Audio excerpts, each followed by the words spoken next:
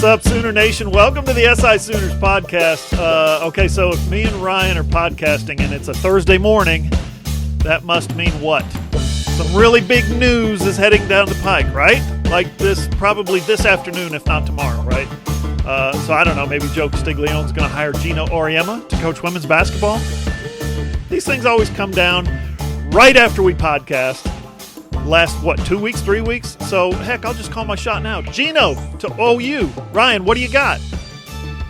Yeah, no, you're welcome, Sooner Nation. We come to podcast, you get a new head coach. So I'm just thinking Bill Laimbeer. I want Bill Laimbeer in Norman coaching the women's program. That's what I want. I love it. Ryan Chapman's in Norman. I'm John Hoover. I'm in Tulsa. I want to thank you guys, as always, for listening to the SI Sooners podcast. And thanks for watching on my YouTube channel. It is we are a Fan Nation affiliate. SI Sooners is part of the Sports Illustrated Network. SI Sooners is our name. Our website is allsooners.com. So Porter Moser, pretty impressive, isn't he? I mean, geez, who wouldn't want to play for that guy, you know? Porter Moser is officially the 15th head men's basketball coach at Oklahoma. We've been saying 14th, I think, because we've been counting on the actual number of men who have coached a game. Did you know that they hired a guy in 1973, I think? Hired him, and then he died before he got to coach. So there's actually been 14 men who have coached a game, 15 who have been hired. It's an odd statistical oddity. Anyway, here comes the guy from Loyola, Chicago, right? The guy that made Sister Jean famous. The guy that I told you last week right here on this podcast was my choice to replace Lon Kruger. I'm not taking any credit. I'm just saying I got my way. A day before the news started leaking out, we talked about it. I told you Porter Moser would be my first choice unless Mark Few called. We recorded the podcast. We produced the podcast. We uploaded the podcast. We distributed it, we posted it, and then I made the mistake of going to Lowe's, which is one of those places, Ryan, where your life literally gets sucked out of you. It's like a Las Vegas casino in Lowe's. You go in there, and it's the morning, but there's no clocks on the walls. There's no windows. There's no passage of time. Everything's great. You feel like you're really getting something done. And then you walk out and it's dark and all your money's gone. It's just like a Vegas casino. And you're like, what the hell just happened? So I'm in Lowe's last week. We're working on a kitchen renovation. God help our listeners over the next few months. And my phone starts blowing up. Word has leaked out of Chicago that Moser is Joe C's man. It's his job to turn down. There's a handshake deal on the table. And then the national media gets hold of it and they're all tweeting about it. And pretty much the same thing. Looks like Porter Moser has an offer to be the coach at Oklahoma. Chicago Sun-Times reports Porter Moser is going to take the job. He's going to be OU's guy. Well, since I'm sitting in there measuring cabinets and comparing floor patterns and like light fixtures, Ryan is getting all these reports and he's putting it into a story on the website. When I finally get out of the fixer-upper purgatory that I was in, I reach out to a handful of sources at OU, and just like that, we get it confirmed. Porter Moser, last Friday, going to be announced as the head coach. It could be coming down as soon as Friday night. We thought we were ready, but then it came down Saturday morning. It's just a matter of Joe C. and Porter's people agreeing on the terms of the contract. Well, that part obviously took a little longer, so here you have it. Saturday morning, the news became official, Ryan. Porter Moser replaces Lon Kruger. You were there ringside at Lloyd Noble, our first live press conference at OU since the 2020 Pro Day last year, man.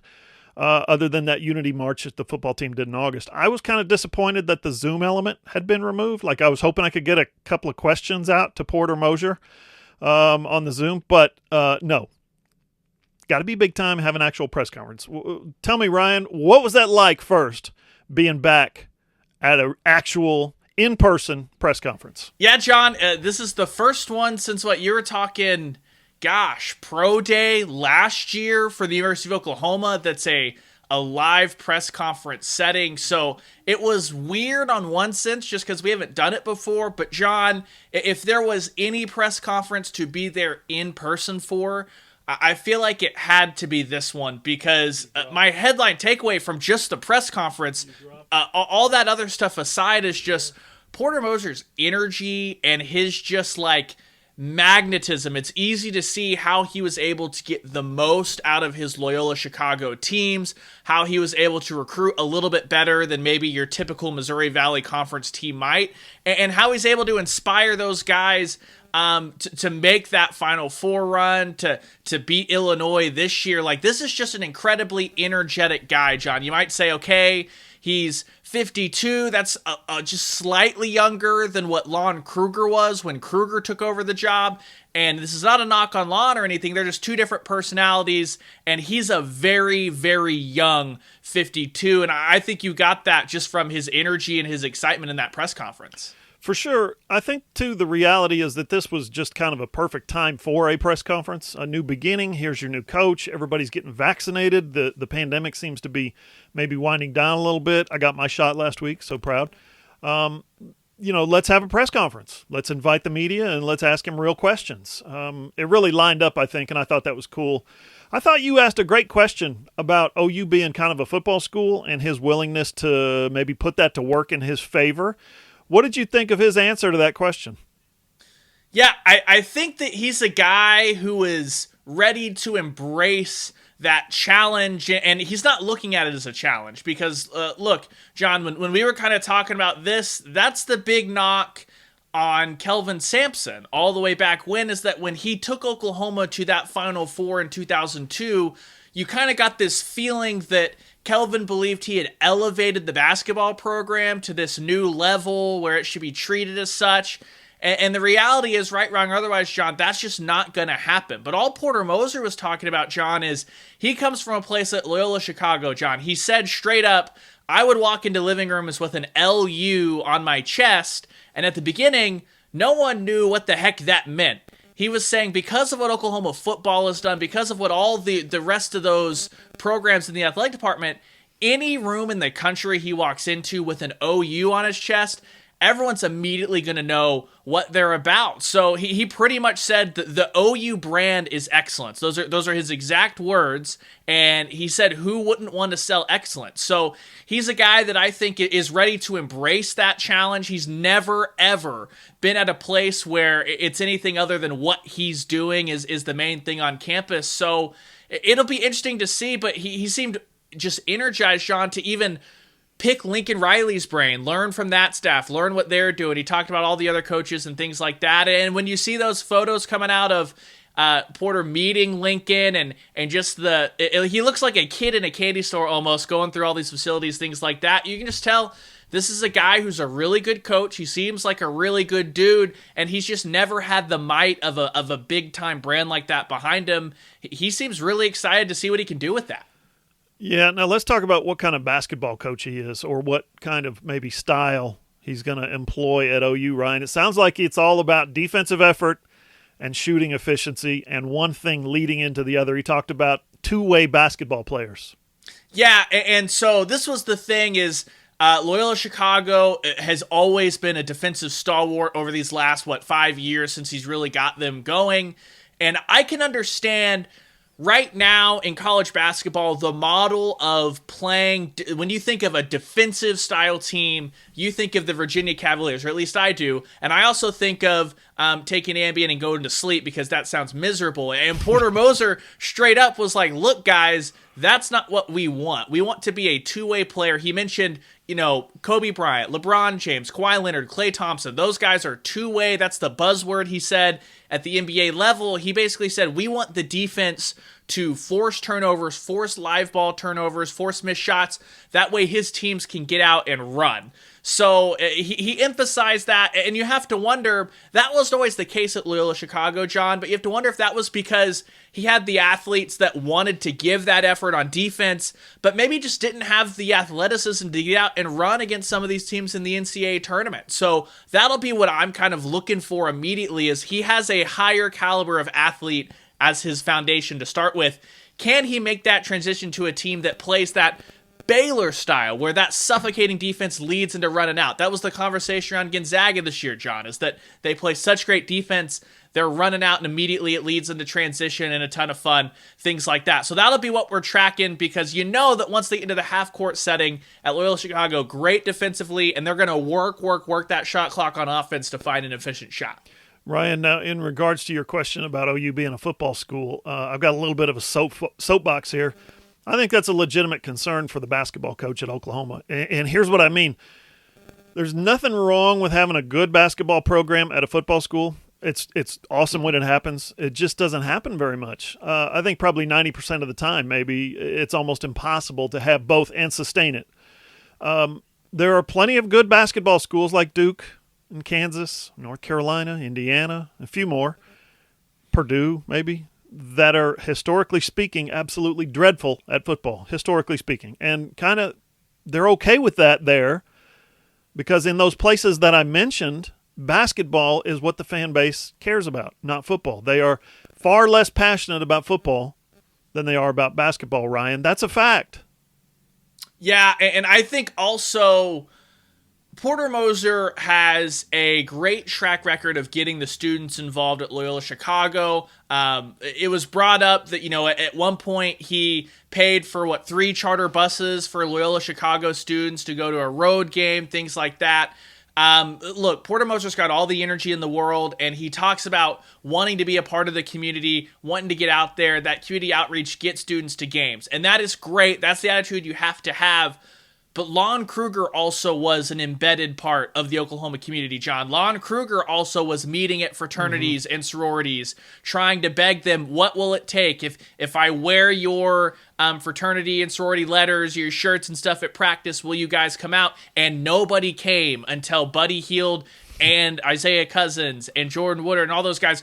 Not only were they winning at a high level, but they were lighting it up and playing some of the most fun basketball we've seen in Norman since Billy Tubbs was around. So it took that for the Sooners to fill up the Lloyd Noble Center, and it took year 2 Blake Griffin, as word kind of got out that Blake Griffin's really good, but the team could also be legit. So I do think that there is kind of, I don't know if a rude awakening is the right word, but it's a tough road ahead to get this student body engaged, John, because let's be honest, look up at the student section in the third quarter of a football game. That's about as good product as you're going to get on this campus, and it's not exactly showing out loud, all that stuff. So it'll be interesting to see. Maybe there's a different type of students, the basketball fans who have never had a product they care about, to come out, maybe get those NBA fans out. We'll see. And if anyone's going to do it, John, based off one press conference and the energy and all that stuff, that poor podium, the way he was gesticulating, moving his hands around, I thought the podium was going to collapse.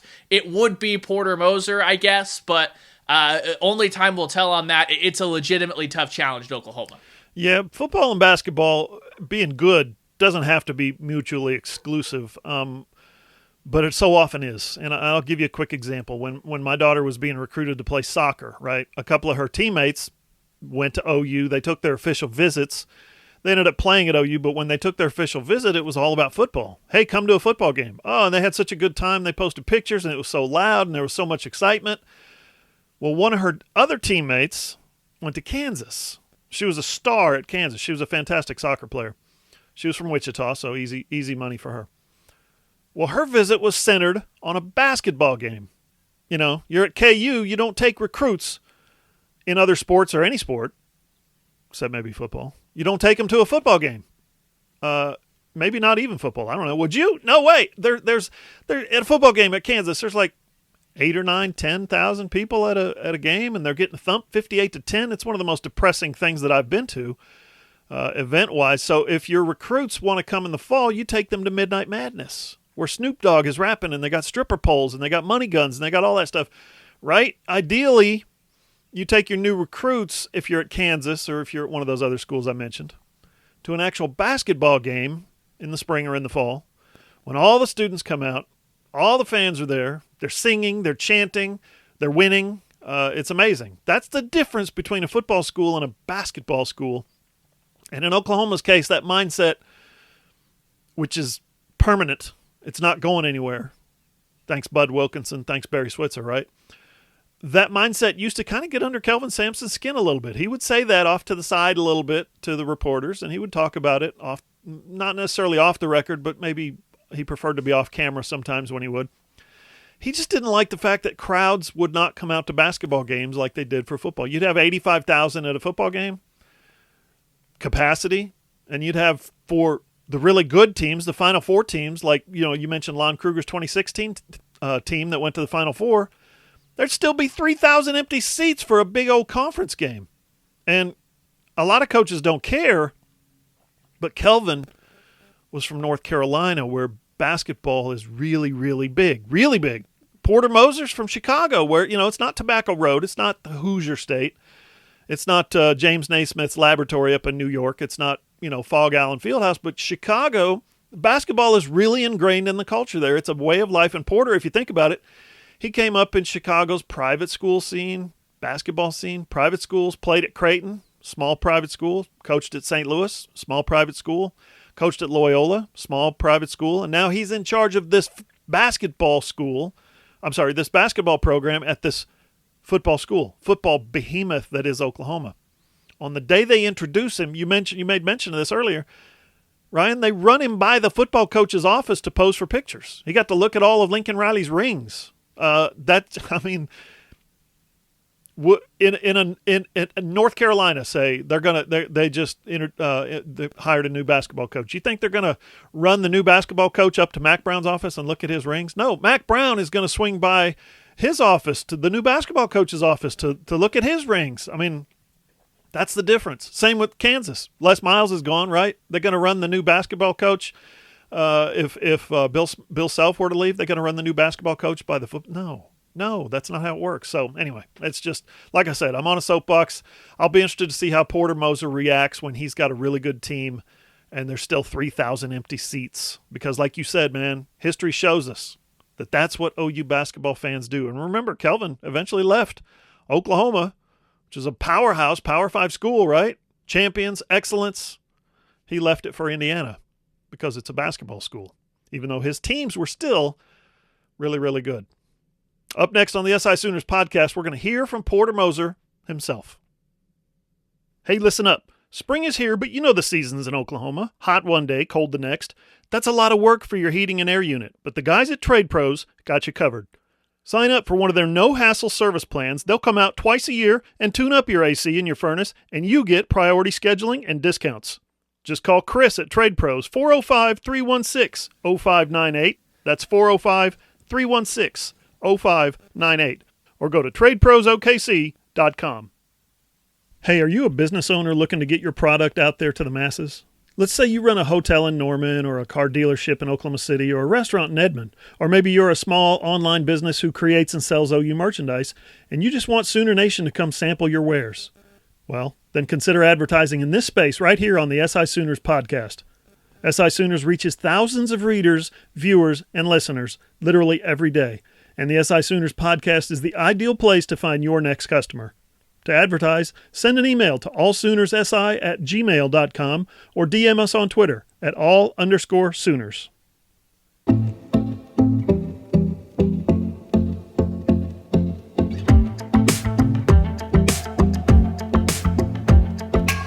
Follow SI Sooners on Twitter at all_Sooners. Follow Ryan at Radios Ryan. You can find me at John E. Hoover. We're always on Twitter. That's where all the breaking news happens. Our website, allsooners.com. As I said before, we are a Fan Nation affiliate, part of the Sports Illustrated Network. And you YouTubers out there can find the video version of this podcast on my YouTube channel. That's John Hoover Media. And I'm going to keep hammering it until we get there, people, till we cross the finish line. If you're on that original channel, I need you to please subscribe to my new channel right here. That's where all my content is going to be posted eventually. This one's going to be gone. This channel that you're watching right now, the big one, the John Hoover Media, it's going to be gone. It's a technicality, it's a snafu, whatever you want to call it. Something that can't be helped. You're going to need to get over to that other one to see what all is being posted. Okay, let's do it. Ryan, the OU roster, basketball-wise, is in shambles.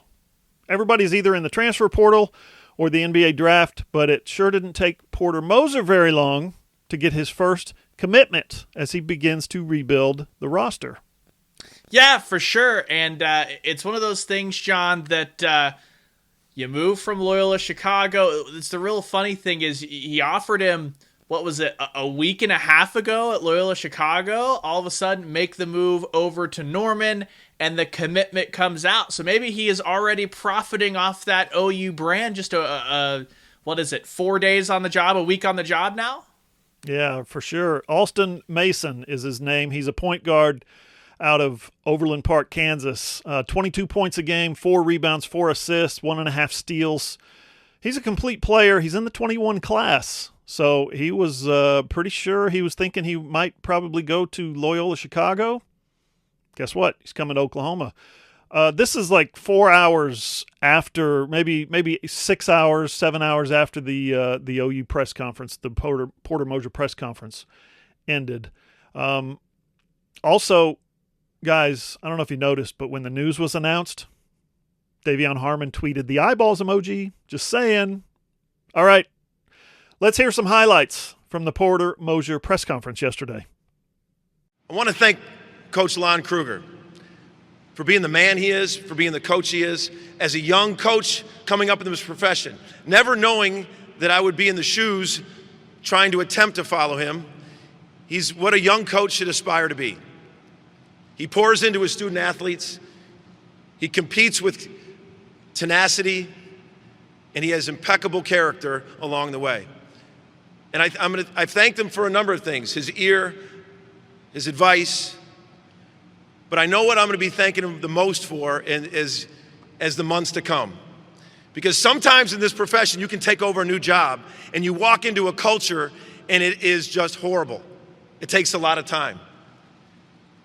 People here do things the right way. The student athletes, the way they operate, the way they are academically, the way they are off the floor in the community. It's the right way. So I thank him for that. I'm not coming in here and using the word rebuild.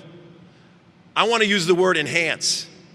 I want to enhance the brand. I want to enhance the Loyola basketball brand. I want to enhance the traditions that have gone on here and add my energy and add my personal touch to what has been years and decades of excellence here.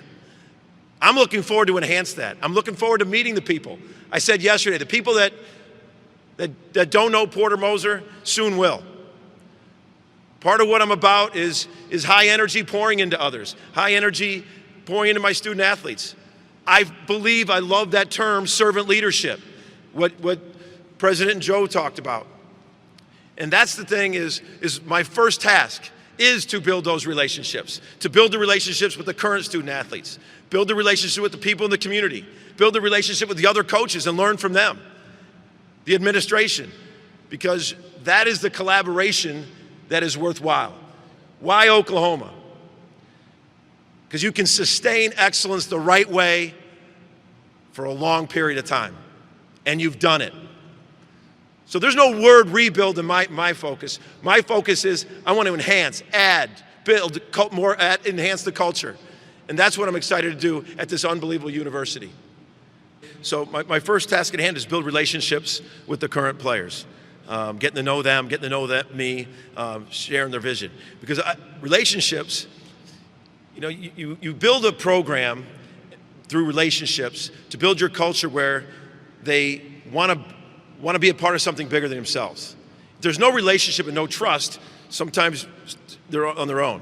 We want to build an atmosphere where everyone's pulling for each other, and that takes time with that. So yes, there's a lot of roster spots open, but I'm looking forward to building the ones there.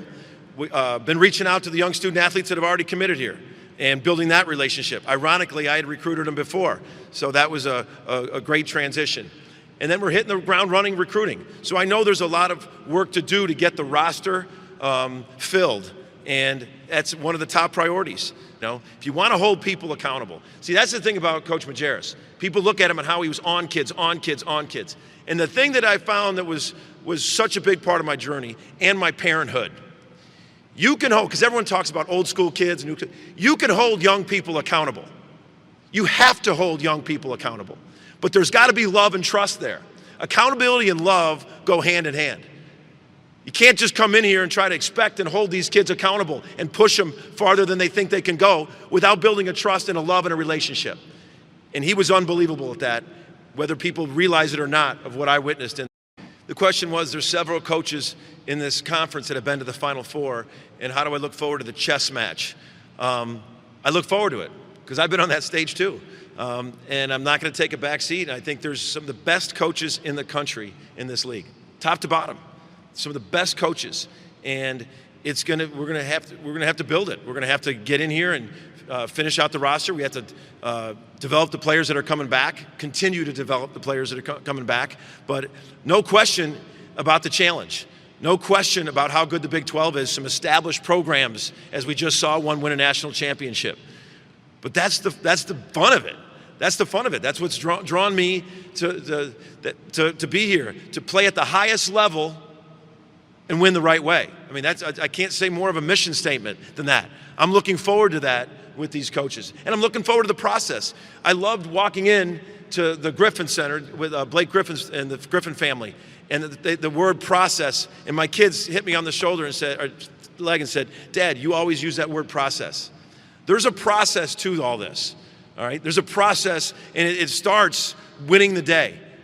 We got to win the day in April, in May, in June. We got to win these days, or next March doesn't happen.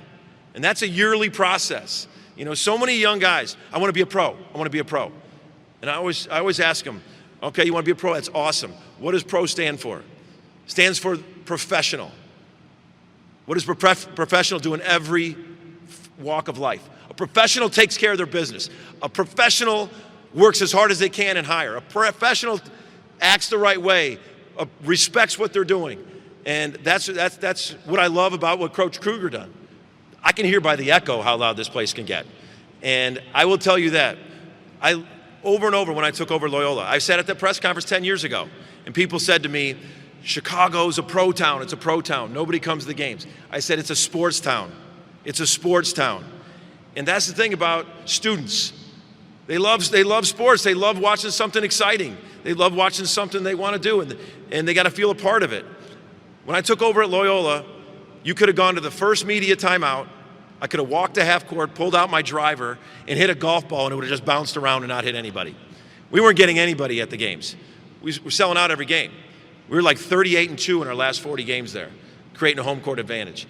And the students, whether it's I got to go pass out hot dogs, whether I got to go speak at their fraternity or sorority, sign me up. And I know they've been doing that here. So that's not a new idea.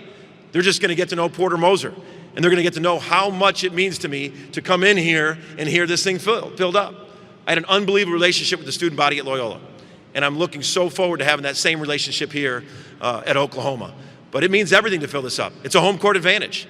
It's a home court, because I know when I'm going to Allen Fieldhouse and I'm going to this other place, it's going to be full. So we're going to give them that same kind of welcome here, and I look forward to trying to build that where every seat is filled here. Nothing's going to change. Nothing's going to change. I love being a part of it. I'm not going to be this head coach that's on this island. That's in a short version. That's why I said those that don't know me soon will. And I look forward to connecting with the students. There's just more of them. I don't think you can only do that in a small town atmosphere. And I think you can do that and enhance that here. There's more students to get excited. And I'll do anything for the student newspaper, so sign me up. Maybe I shouldn't have said that. Like with Sister Jean, like everybody else, she's entering the transfer portal. Know this. I'm not one to say, hey, we're going to do this right here, this year. I'm one, I don't know what year. All I know is it's every day. Every day you're going to get 110% me. Every day we're going to be building towards sustainability. I mean, the goal is sustainability. You want to build that program where, like we just did. We lost everybody and we were right there to do it again. That's what we are. And so I can't tell you how much I appreciate the welcome. And they're going to get 110% of my energy and trying to win the day every day. Seriously, Ryan, I'd go play for the guy right now. That was impressive stuff. What did you think overall? Yeah, no, look, this is a guy that I don't know if you're an OU basketball fan, how you can't be excited. This is a guy that everyone has pegged since he took Loyola Chicago to the Final Four. This isn't just a this year thing. He's been the hot name as far as mid-major coach to make that jump. We've seen reports of, St. John's coming along. There were some rumors that Marquette, Indiana, he'd get an interview with North Carolina, all this stuff. and he's gonna be in Norman. So a great job by Joe Castiglione. And honestly, John, no matter how it works out, if Porter Moser, I don't think this will happen, if he goes out and just bombs the next 4 years, this is still a home run hire, because for right now, for the college basketball landscape and everything, this is the guy that everyone wants, and he's an Oklahoma Sooner. So I'm very excited. It'll be interesting to see. I did know he did give an interview to 1077 The Franchise, where he basically said, the question was finally asked, the open practices, you're going to be an open practice guy? And he was honestly flabbergasted that Lon Kruger had every single practice open. He was like, there's no program in the country that does that. He was going to work toward some manner in which he can have some open practices and whatever. But other than that, it just seems like the natural progression from Lon Kruger to a younger version of Lon Kruger, a guy that has that energy, wants to build that culture, build it the right way. So if you're an Oklahoma basketball fan, I don't see how you can't be excited, well beyond next year, because this is going to be a team cobbled together by transfer portal people that can go great, it can go sour, but I think the program's in good hands well beyond next season. Yeah, they picked up a couple of good hands in the portal last year in Gibson and Harkless. I think I heard Dick Vitale say earlier, maybe last week, that they're expecting more than 1,000 names in the transfer portal this year. So he's got some work to do. A lot of the help is going to come from the transfer portal. He's already got 3 for sure, 2 for sure, maybe 3 in this class that's coming in. No, I guess they're all signed, aren't they? 2 of the 3 are signed. 2 of the 3 are signed, so Nolan and Cortez are signed. So, yeah, I presume that the transfer portal isn't that open to where those guys can jump out before they even get in. Is it? I don't know. Anyway, you guys need to know we got lots of content up for you at allsooners.com, including that whole press conference. Up next on the SI Sooners podcast, we got to catch you up on spring football. Support for the SI Sooners podcast is brought to you by Manscaped, the best men's below-the-waist grooming product on the market. So stick around for a special 20% off discount code exclusive to SI Sooners listeners. Ryan, the Lawnmower 3.0 is legit, but I still think my favorite Manscaped products are the boxer briefs. The microfiber blend is designed to keep high-friction areas cool. The waistband isn't going to roll up on you. No chafing. Moisture wicking. It's like it's time to drain the swamp, man. Yeah, I'm on a different kick here. The Manscaped Refined Cologne, John. Just a spritz or 2 of that. And trust me, all the ladies in your life, everyone will be very, very happy with the waft of beautiful manliness that they're going to get out of you anytime you walk by. So I'm personally really enjoying the Refined Cologne by Manscaped right now. Manscaped makes a great gift. Birthdays, Father's Day's coming up. Christmas is down the line, but don't wait that long. Do it soon, because we're offering a special promo code for SI Sooners podcast listeners that'll get you 20% off your order plus free shipping. Just use the promo code SOON. Okay, that's right. Promo code SOON, SOON, and do it soon.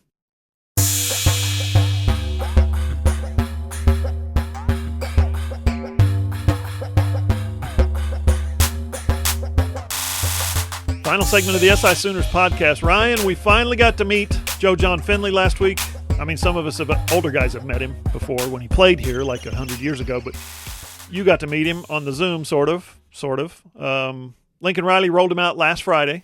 What did you think? Yeah, I think he's a really impressive individual. When you look at it, going from the playing career to coaching, that's something that you never know exactly how that's going to go. And you can see he's engaging. You understand why he's already made some inroads on the recruiting trail. I honestly think, John, that's almost the most interesting part of spring football from a 10,000 foot view is we don't get to usually talk to the assistant coaches like that week in, week out for 40 minutes at a time. So you get to see how engaging they are. You get to see why this is such a good recruiting staff. And then I'm just really interested, John, honestly, talking to him's great, but he's had great production at every single stop as far as going in and making an immediate impact on the level of play of the tight ends. So I just can't wait to see. Maybe we'll see it in the spring game in some flashes. What else can he get out of an Austin Stogner coming off a kind of scary medical situation? What else can he get out of a Jeremiah Hall, who's already one of the great just blockers on this team, and just kind of get in there, getting to toy with that next level of athlete? I'm just really intrigued to see what the results are going to be. But talking with Joe John Finley, like it's easy to see why he's been shot straight up the coaching ranks, and he's a guy that just looks so happy to be back home in Norman, where it sounds like he always wanted to land. Yeah, he sounds real humble and grateful about that, being back home and working for Lincoln and learning from him, learning from the rest of the staff. I also asked Lincoln what qualities he looked for in hiring an assistant coach, about red flags and stuff like that. I thought he was very forthcoming with his answer about investigating a guy's potential red flags. He said that they've actually had some of those pop up as he's, gone to fill out the staff over the last few years, which was interesting. He's looked into guys, maybe interviewed guys and said, whoa, we can't hire him. I thought that was really fascinating. And then Joe John, man, he said exactly what the fan base wanted to hear, didn't he? Once you're a Sooner, you're always a Sooner. They're going to love him for that, Ryan. Okay, spring practice. Tuesday was the 7th spring practice. Today, Thursday, was the 8th. That means they're officially past the halfway point. It's almost over. Later this morning, we're going to talk to some, in my opinion, some very interesting guys. DeMarco Murray, Jaden Hazelwood, Trajan Bridges, and Eric Gray, the running back transfer from Tennessee. We're scheduled to talk to them, I should say. On Tuesday, we spoke with Brian Odom, my old homie from Ada, and then Caleb Kelly and Marcus Stripling. Both those guys are, to me, Ryan, endlessly interesting storylines this spring. Tell us about your story on Stripling and his position change. Yeah, this is a guy that when he came into Oklahoma, they had high hopes that he could play that defensive end position, and what it turned out to be is Stripling is a guy, he's been productive when he's been out there, but he was kind of asked about it. He just is one of those guys that struggled to put 260 pounds on his frame and maintain that throughout the season. And that's something that happens. Look, I used to work with Gabe Eichert, and he talked about all the time that transitioning from a tight end to an offensive lineman, I know it's different, it's the other side of the football, but at times forcing yourself to have to go in and say, I am full, I don't feel great because I'm full, just went out to a practice, and then forcing yourself to just pack on more calories, all that nutrition to stay at that playing weight, it's a really hard thing. So Stripling's been moved out to that outside linebacker, that rush linebacker, where yes, they'd still like him to play with that size, but if he shrinks back down, shrinks is relative, but shrinks back down to 240, he's not going to be a detriment. He's not going to get pushed around because he's slotting out even further coming off the edge. So I think it's a move that makes a lot of sense. I thought it was kind of interesting that he was able to say, yeah, it's freed him up mentally a little bit, John, because he can spend that time he was stressing on counting calories and nutrition, all that stuff, and put it straight back into watching more film and talking with Nick Benito, who's as good a role model as you can have out there on the edge, things like that. So it'll be really interesting to see how that works out for Stripling as far as that production. They're trying to replace a John Michael Terry. That's a bunch of snaps, over 300 snaps that Alex Grinch said. So there's ample opportunity to fill in for Nick Benito. They don't want to run him out there every single play. And Jamar Cain let the door open. He said that he can always slot him back if it doesn't work out, things like that. But it sounds like this is going to be a great move for all involved parties when it pertains to Stripling. I like eating. I hate overeating. It makes you miserable. Can you imagine being that miserable and then having to go out and practice or something like that, work out? Ugh. I wrote about Caleb Kelly. I thought it was going to be, kind of a run-of-the-mill story about here's a guy who's making his way back from an injury to try to play his senior season, right? That's essentially what it was. But, man, it became so much more. What a good story. Nothing that I did. Good story being told by him, by Caleb. He talked about why he's gone through back-to-back ACL rehabs and said, basically, if you quit your sport because you're hurt, if you quit your sport because you don't want to rehab, you don't pour yourself fully into your rehab to try to get back to 100%. He saw that as a weakness, and he didn't want to be thought of as weak. He didn't want to think of himself as weak. Man, you think Porter Moser's inspiring. Listen to this clip from Caleb Kelly. You talk about your drive to get back. Jason White, for instance, used to talk about how the hardest part of his back-to-back knee injuries before he won the Heisman was being away from his teammates, rehabbing those knees. He was in the training room when they were out there on the practice field. Was that hard for you as well? Those dark times, those quiet moments, and then is that which drove you then? Is that what still drives you to get back right now? Yeah, and I can tell you guys a little in depth because I obviously know you guys. I worked with you guys, and so I mean, you'll probably get a little more out of me than you would other guys. But when you're doing rehab and when you're going through everything, it's honestly you could categorize it as depressing. Like it makes you feel it's very hard. That's why I said when people do quit, like I get it, but for me, what I told myself was that's weakness because it is hard. It is very hard. Every single day you get up, everybody goes to practice, everybody's making plays, getting their production. You're never on any film, but you have to watch every single film cut up. You're never in any of the groups laughing because half the time you don't get to go to meetings because you're doing something with rehab or seeing a doctor here or doing that here. So then you're out of the loop with that. Guys will even forget you sometimes, like in the group message or texting you, especially when you're like the 6-year senior. And so, yeah, it's really sad a lot of the times. I even with a couple of guys would be like, oh yeah, you're joining the outcast group once you're injured. Like, yeah, you're part of the outcast. You're on the team, but you're not on the team. And it is what it is. You don't get to travel to every game. You don't get to, especially with COVID, you don't get to travel to every game and do all that. And so it is very depressing. But when you do get the opportunity to come back, it's such a relief. And so it's like if you give up in that moment of sadness and pain, that could be your last memory of football. And now that I'm back, I wake up every day and I walk in and, oh, CK, what's up, CK? Like just walking throughout, and it's just like, oh, like I'm back. Like these are my guys again. And so they welcome you back in, just like how a freshman would come back in. But it's even more because they all know you and remember you. And then you start making plays again and you're like, oh yeah, this is CK. Like, oh yeah, he does do this. Like, I remember watching him back when I was in high school. Now he's still here. Now I get to do it with him. Like, yeah, I hear all types of stuff. And so I think it's just, if you give up in that moment, you're missing out on that opportunity that you have coming up. And so I would agree with that for sure. So our Thursdays with Mora feature has evolved. Ryan talked to him last week. I think, where was I, Ryan? Like Lowe's again? Something like that. I don't know. Maybe I had a doctor's appointment, but we've gone from previewing how OU football players project in the NFL draft to more pointed, more in-depth conversations about the OU football program itself. It's really become fascinating. Ryan asked him last week about Alex Grinch and how Grinch has completely remade the defensive culture. I thought that was fascinating. It was a very well-read story on our website, allsooners.com.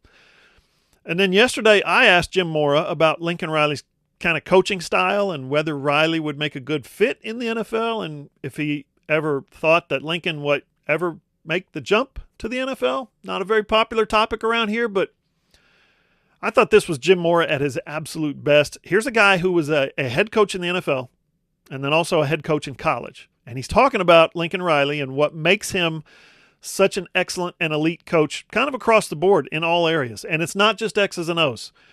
And Ryan, when it comes to Lincoln Riley being an excellent coach, it's apparently not his skills as a barbecue chef either.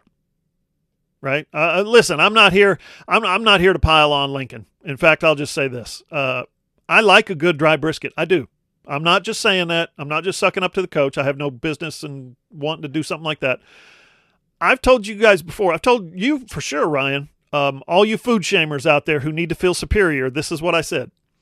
I told Ryan one night I was making some wings, and he asked me, I think something along the lines of if I was making chicken nuggets or if I was making real wings, and I told him, hey, man, listen, I'm sorry, food shame me if it makes you feel good, but right now I don't have time to be messy. I don't have time to get, wings. So I'm probably going to eat dinner at my computer again, which means what? Boneless. With a fork, nuggets, whatever, right?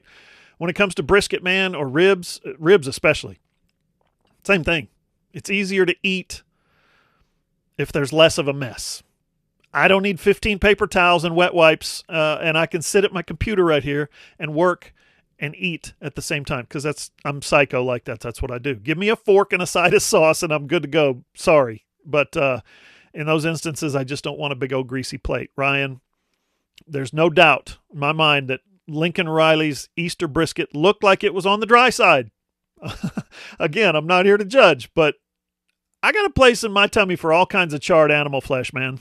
Yeah, we might be the least popular podcast in Oklahoma if we come out as a Team Boneless podcast. But hey, all you wing places, hit up John, advertise with us. Maybe we could be convinced to come over to the traditional side. But yeah, look, this is one of those things that, John, it's April, it's May, it's June. Those are the 3 months when the other teams in the Big 12, their fan bases start to beat their chest and talk about Lincoln Riley's brisket as if they wouldn't take Lincoln Riley's brisket on their sidelines with 3 college football playoff appearances and 15 million straight Big 12 championships and every quarterback that he touches being immediately in the Heisman race. So it's one of those things that it's fun off-season fodder. I think the next time that we'll see a photo of that might be if the Sooners emerge victorious in the Cotton Bowl, and all of a sudden that brisket, that dry brisket joke will be making the rounds again. So maybe I'm just no fun, but it didn't really bother me either way. I was just like, yeah, man's got brisket. It's Easter. Happy Easter. He's got more stuff going on to worry about than how juicy his succulent meats are coming out of the smoker. One of the Texas players tweeted, man, that needs some sauce. That meat needs some sauce. And one of the OU fans replied back, oh, he's got sauce, and it showed like 3 championship rings. So it was a fun day on Twitter. That was a fun day on Twitter. Now, I've not been deputized in the Department of Food Police, the police force that enforces bad food decisions. I'm not on that team, okay? You like what you like? I don't really care. I really don't care what you like. I like what I like. I like food as much as the next guy, but man, trust me when I say this. I could survive the rest of my life on scrambled eggs and oatmeal. I ain't here to judge a man's brisket, but you put yourself out there like that, you know, Ryan, when it comes to barbecue, here's what I say. There's religion, there's politics, and then there's barbecue. When it comes to causing a great divide in America, those are the big 3. And Benny Wiley says the brisket was for brisket tacos anyway. If you're smoking meat to crumble on tacos, wouldn't you kind of want it dry so you can kind of crumble it easy like that across the top of your tacos? I don't know. That all checks out, but also it's a head coach and a strength coach. This is the, there's all the stuff about how the strength coach has to be one of the most trusted guys on staff. When the head coach can't have that time with him, it's the strength coach that has to mold the players, stuff like that. I would be more concerned if Benny Wiley didn't immediately rush to Lincoln's defense than if he did. So the brisket taco defense, it may be valid, but I just think that from a macro level, I would be more concerned if the strength coach wasn't hopping in there to help out his head coach. Listen, his brisket looked 10 times better than anything I could make. Fair. I'm a complete noob on the grill, man. I do steaks and burgers. I'm still trying to figure out chicken, so judge not, lest ye be judged. I'm not sitting here saying I could do better. I couldn't. And y'all leave the man alone anyway. He's preparing Easter dinner for his family and his coaching staff, so leave him alone. You think he's got time to fool around in the backyard every weekend? He's out there trying to win you people some football games and championships. And for the record, most of the ones taking shots at Lincoln's brisket were from Texas, including some Texas players, as I mentioned, to which Theo Weiss jumped up and said, y'all are lucky he ain't throwing Bevo on that grill. Hilarious. My question is this, Ryan. Can Steve Sarkisian smoke brisket? And if he can, is he man enough to post a picture of it on Twitter? Well, we know one thing's for sure. There will be no, it's not a wood chip operation, anything like that. It's all propane, all gas, no brakes down there in Austin. Bro, you nailed it. Listen to the SI Sooners podcast on iTunes, Spotify, Google, iHeart, or wherever you get your podcasts, or on your Amazon-enabled device. Just say, Alexa, play the SI Sooners podcast. Or go to our website, allsooners.com, click on the player, listen on your phone, your tablet, or your computer, or you can always watch the video version on my YouTube channel. That's John Hoover Media. For Ryan Chapman, I'm John Hoover. See you guys.